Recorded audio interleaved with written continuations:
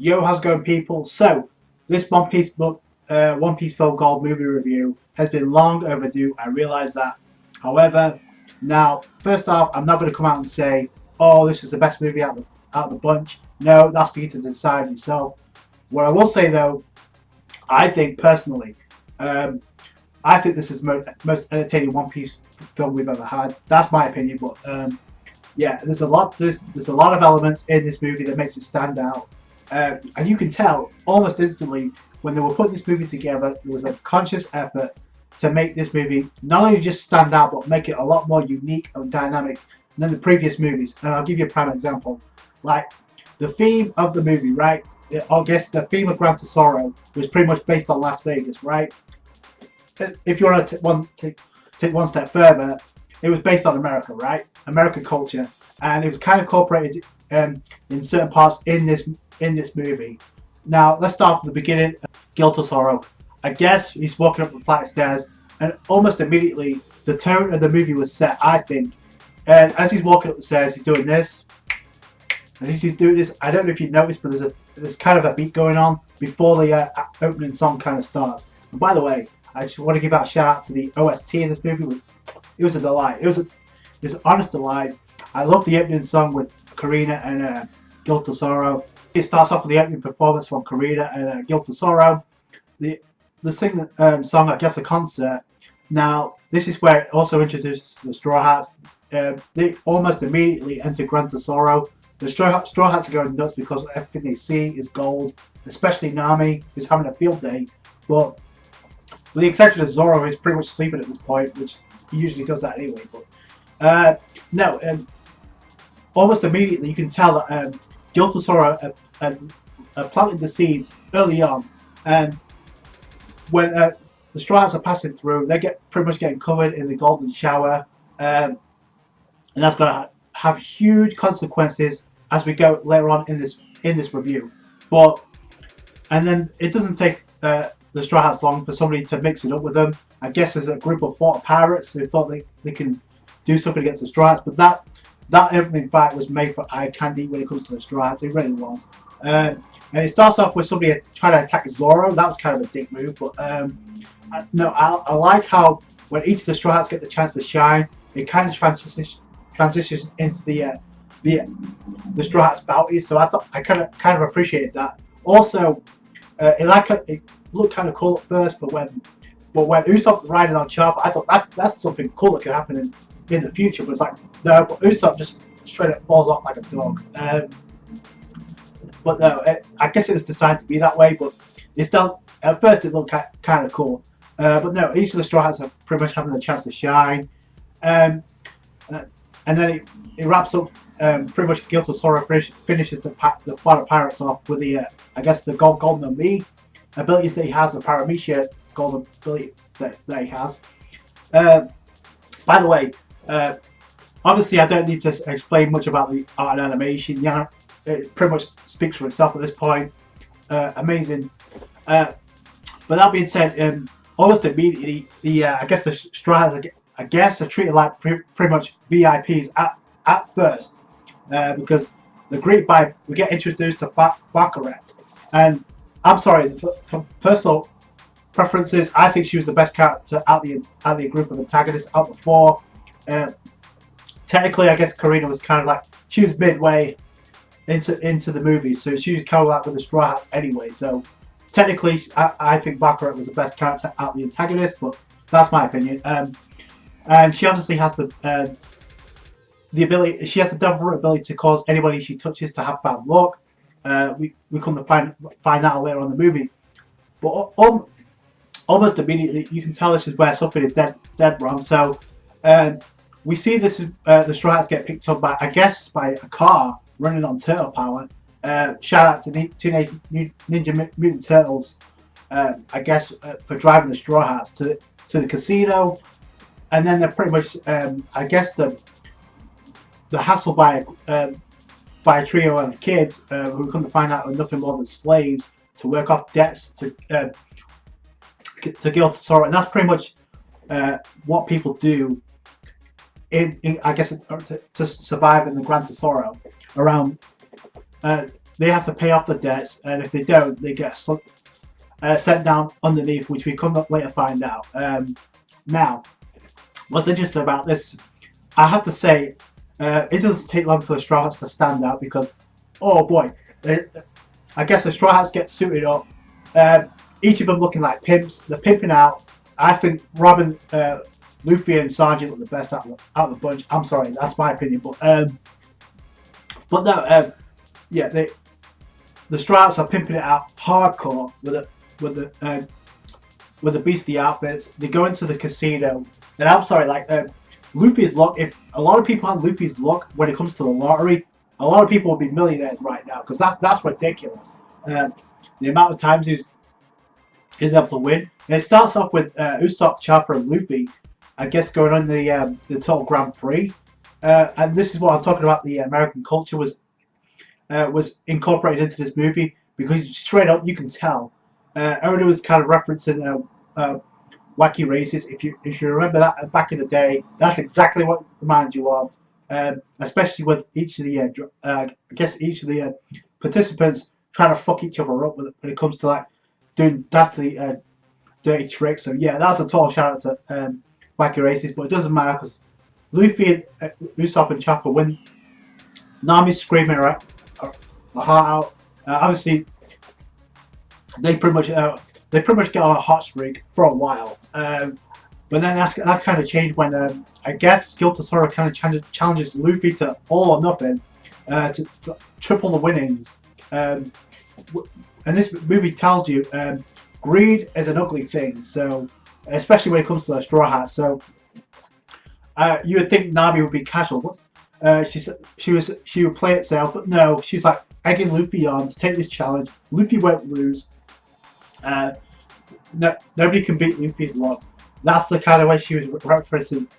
I guess she is confident in Luffy's ability, so that's a shout out to Luffy and Nami. But no, it's like, yeah, that was kind of the problem.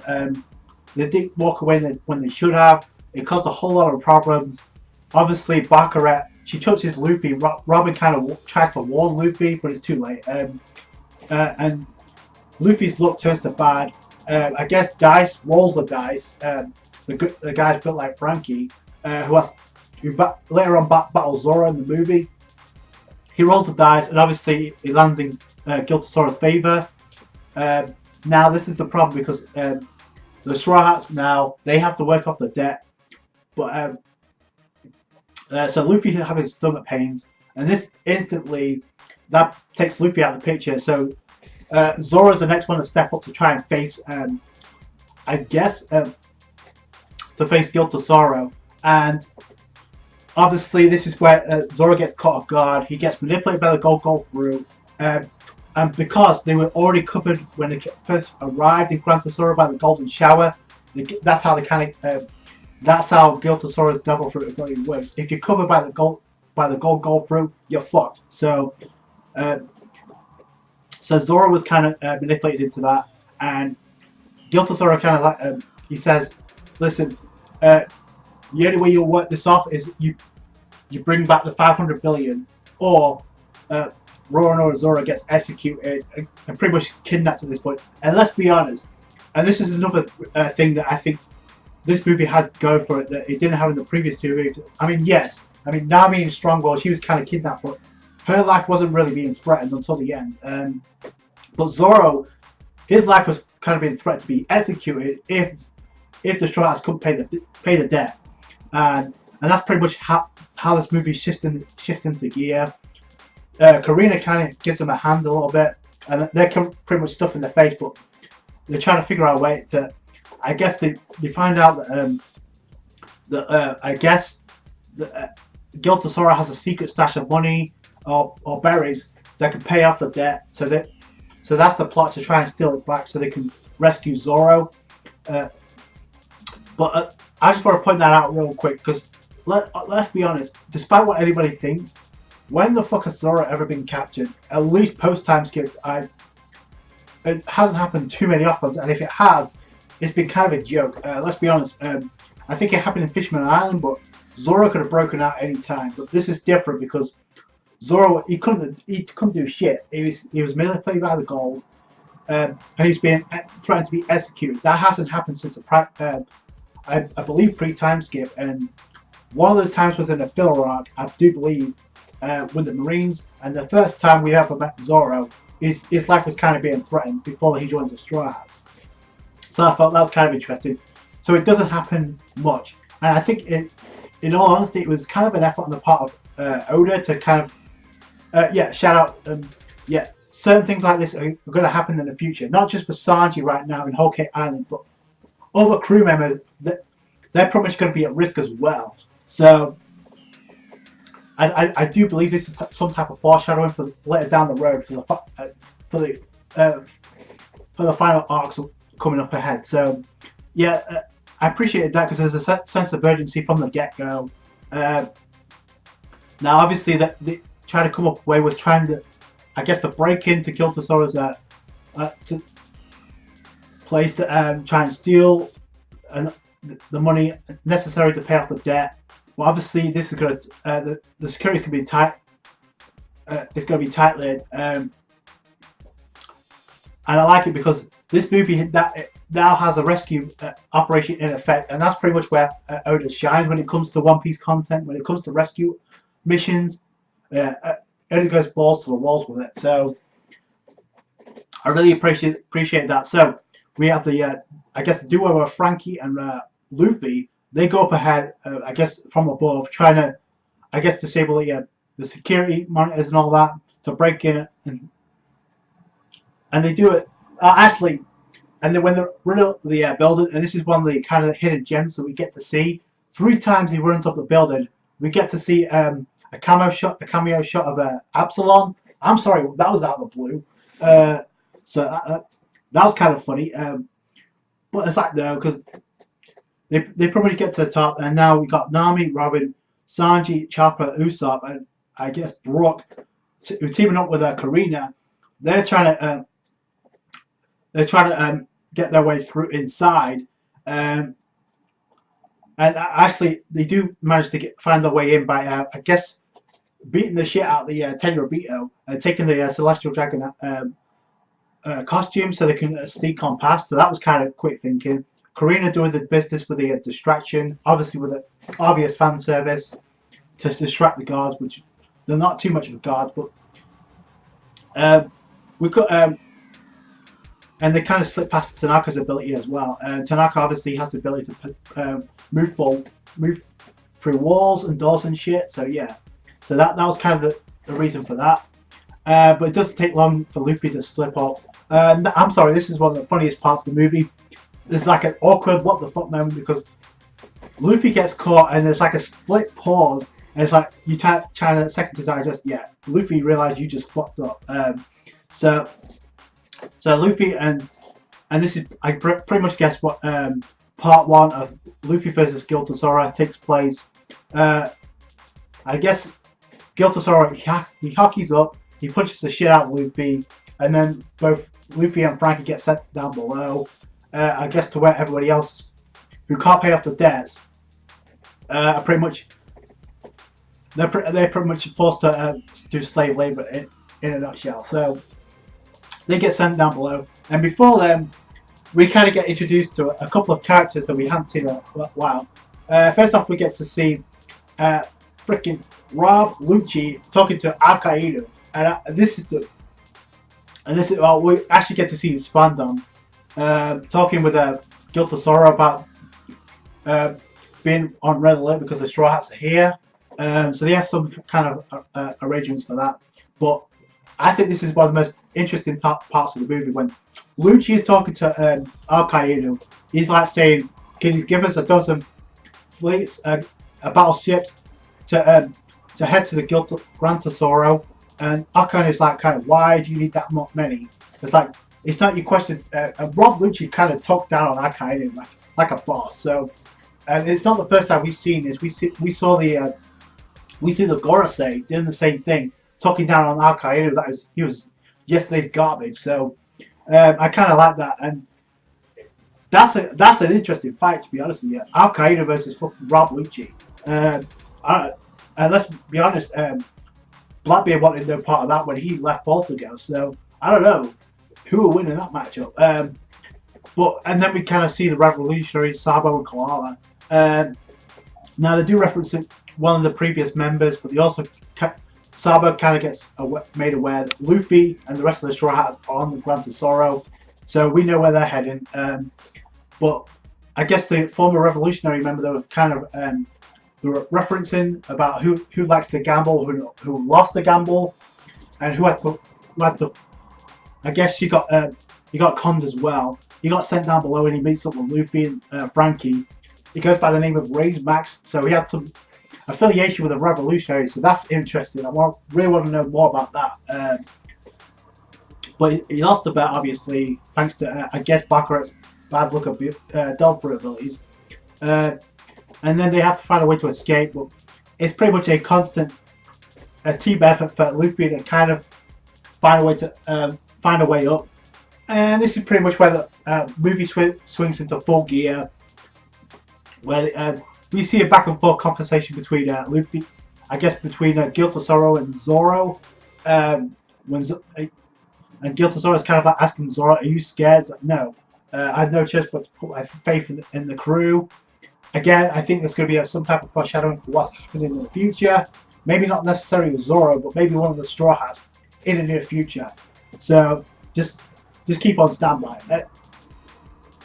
And the crew, well, there's a kind of a double switch midway, because when the Straw Hats, when they try to get to Zoro, Karina, it makes it seem that Karina is kind of a switching sides, because we're meant to believe that the Straw Hats were kind of lured into Guilt of Sorrow's hands, and we kind of get reasons to the backstory between Nami and I guess Karina and what really went down. And when I guess she took the treasure and she split, leaving Nami to fend for herself. She did that to protect Nami in a nutshell, but we don't get to find that out until later on in the movie. But like I said, it was a double switch, because Karina used that to turn off the power before Zoro was executed. Appropriate timing, and that's pretty much when Luffy shows up. The gold gets turned into water. Zoro busts out that shit. This is probably one of my favourite parts of the movie, where the Straw Hats are back in control, and Guilt of Sorrow starts losing it for the first time. It's like, oh, you fucked up royally. So now,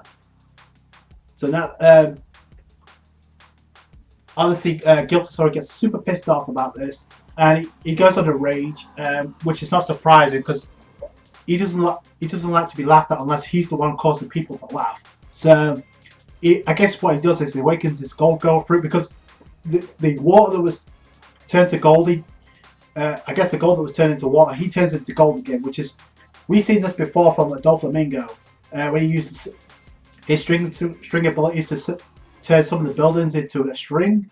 Yeah, it's kind of similar thing there.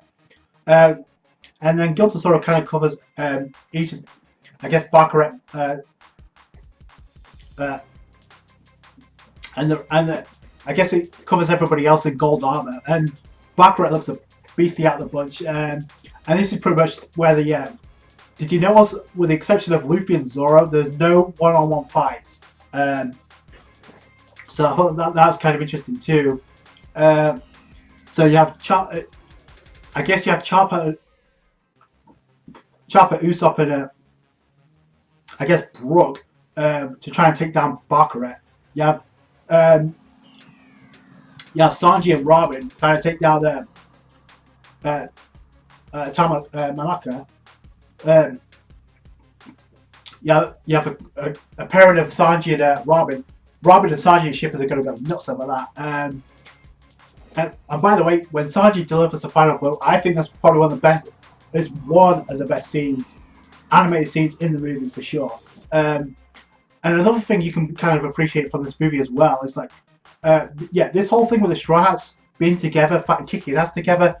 That it's going to be a while before we see that, not only in the manga but also in the anime. So stuff like this, you got to kind of like appreciate while you can, because it's not happening in the anime anytime soon. So I appreciate stuff, certain sequences like that. So it's a collective effort, and Zoro was kind of paired up with Dice. And Dice has a really odd complex. Like whenever he gets hit, he seems to get thrills over it. His personality kind of and his mannerisms kind of remind me of Armstrong of Fullmetal Alchemist. He just has that mannerisms to him. But he gets off of being hit by Zoro constantly until Zoro starts to step up a notch. And that's the thing too. Zoro wasn't really being tested, even though a lot of people say he took the L, which he did. He took the biggest L out of the movie, considering the fact he was kidnapped, he was captured, and he was almost executed. Which, let's be honest, when if ever, again, that doesn't happen every day. When it comes to at least when it comes to the time skip. So yeah, that's another thing you have to take into consideration too. But Zoro gets through that, and I'm sorry, like Dice kind of like what he does. He takes Zoro's blades, but Zoro he blocks the hit by using Almond Hockey on his arm, and it's like he has one blade that he uses to counter strike. He uses Hockey. It's pretty much a one shot at this point. So that's pretty much Dice taken care of.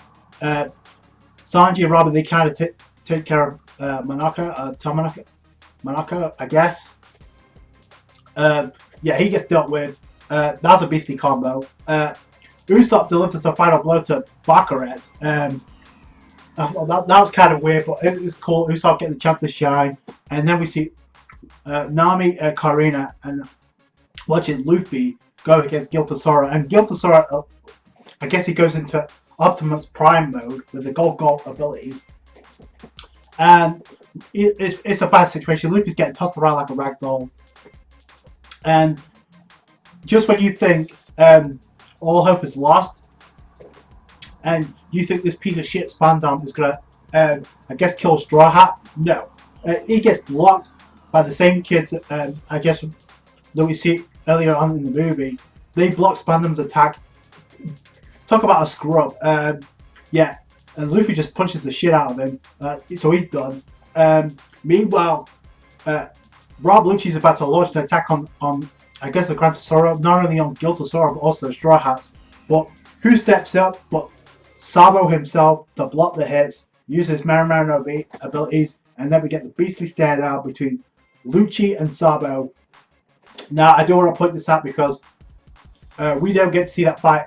We get to see the clash between Lucci and Sabo. That was pretty much it. After that, it kind of looked like a stalemate, but we didn't get to see what happened in that fight.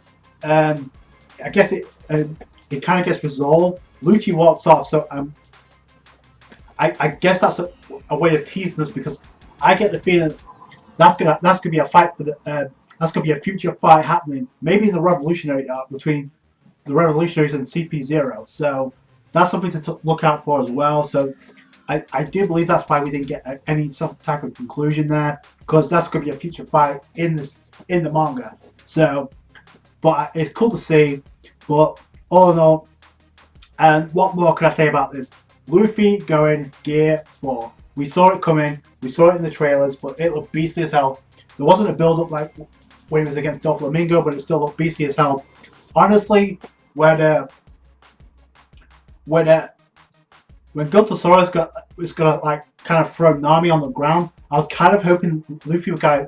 That's when he was gonna bust into Gear 4 and save Nami. That would have been beastly as all hell. I'm just saying, but no, it turns out Luffy he saves Nami anyway. But I would like to if he went into Gear 4 mode before he did that. So that'd been cool. But no, he delivers King Kong Gon, blows the shit out of Giltosora, and then Giltosora pretty much he tries one last attack.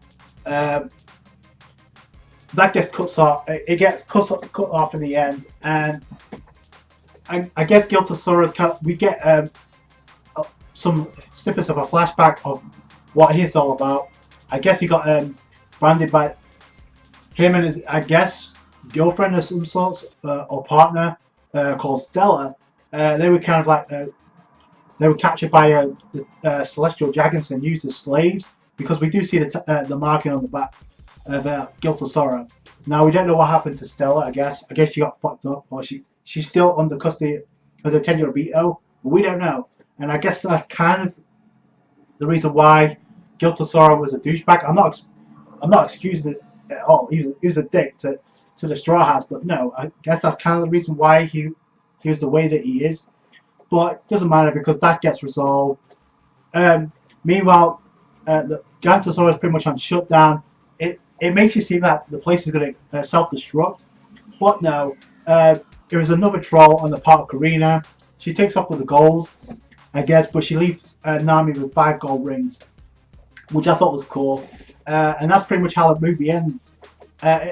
So there's a lot to digest, but there's certain bits here and there I really appreciated. Again, like the Straw Hats fighting together, that's not going to happen for a while, at least in the manga or the anime. So enjoy it while it lasts. So at least unless you watch the English dub of the time skip in One Piece, it's not going to happen for a while, at least in the anime. So yeah, so I appreciate that in the movie. Like I said, the soundtrack was beastly as all hell. It fits. I definitely like that opening song with Karina, Giltasora. All in all, I think it was the most entertaining One Piece film of all time. Again, entertaining film, not the best film, but that's for you to decide. But that's it from me. Thank you so much for watching. I had a hell of a time watching this in sub. I can guarantee you I'm going to watch the English dub when it comes out. Maybe I'll give my comparison video, but until then, let me know your thoughts down below. If you enjoyed this movie, let me know what you think down below. And I'll subscribe to the channel if you haven't. Comment down below your thoughts, and I'll catch you guys on the next one. Bye.